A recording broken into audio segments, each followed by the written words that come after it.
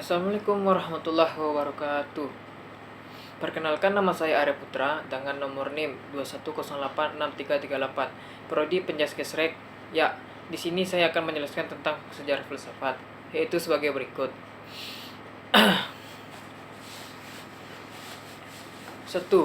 Zaman Yunani Klasik. Filsafat Yunani Klasik. Pada perkembangan ini, filsafat sangat pesat karena besar minatnya orang terhadap filsafat. Aliran yang mengawali periode Yunani Klasik adalah sofisme. Sofisme yang dalam artinya ialah cerdik atau pandai. Keahlian sofisme ada di dalam bidang bahasa, politik, dan retorika, terutama tentang kosmos dan kehidupan manusia yang dapat membawa perubahan budaya dan perbedaan. 2. Zaman Yunani kuno. Zaman pra-Yunani kuno. Pada masa ini, manusia masih menggunakan batu sebagai peralatan. Oleh karena itu, zaman pra-Yunani kuno disebut juga zaman batu yang berkisar antara 4 juta tahun sampai 20.000 tahun, antara abad ke-15 sampai 6 sebelum Masehi. Manusia telah menemukan besi, tembaga, dan perak untuk berbagai peralatan. Abad ke-15 sebelum Masehi, peralatan besi dipergunakan pertama kali di Irak, tidak di Eropa atau di Tiongkok. Pada abad ke-6 sebelum Masehi, Yunani muncul lahirnya filsafat. Timbul filsafat di tempat tersebut suatu peristiwa ajaib. Ada beberapa faktor yang sudah mendahului dan seakan-akan mempersiapkan lahirnya filsafat di Yunani. Pada bangsa Yunani, seperti juga bangsa-bangsa sekitarnya, terdapat suatu mitologi yang karya serta luas. Zaman Yunani kuno. 1. Periode zaman Yunani kuno adalah tempat bersejarah di mana sebuah bangsa memiliki peradaban.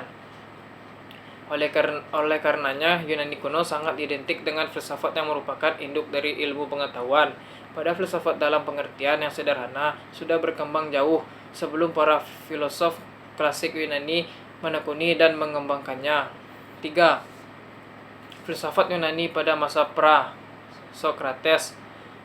Filsafat pra-Sokrates bangsa Yunani merupakan bangsa yang pertama kali berusaha menggunakan akal untuk berpikir.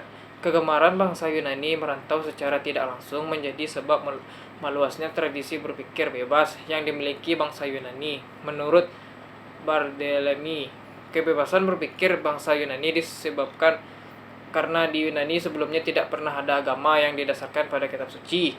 Keadaan tersebut jelas berbeda dengan Mesir, Persia, dan India. Sedangkan di Livingstone berpendapat bahwa adanya kebebasan berpikir bangsa Yunani dikarenakan kebebasan dari agama dan politik secara bersamaan. Filsafat abad pertengahan.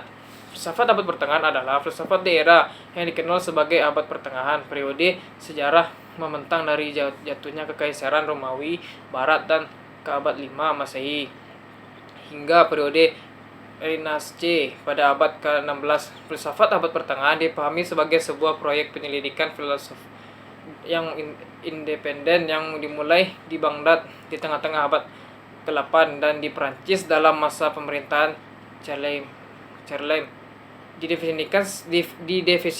Didefinisikan sebagai proses menemukan kembali budaya kuno yang pernah berkembang pada masa Yunani dan Roma pada periode klasik, dan juga kebutuhan untuk mengatasi masalah teologis untuk mengintegrasi ajaran suci pembelahan sekuler. Zaman modern.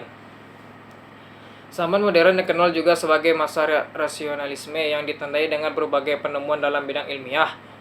Perkembangan ilmu pengetahuan pada zaman modern sudah dirintis sejak zaman Renaissance. Pada filosof modern menegaskan bahwa pengetahuan berasal dari diri manusia sendiri. Aliran rasionalisme beranggapan bahwa sumber pengetahuan adalah rasio, kebenaran pasti berasal dari rasio.